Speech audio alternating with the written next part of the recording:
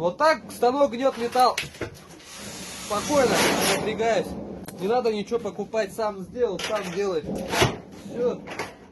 Бабки отдавать лишние кому-то.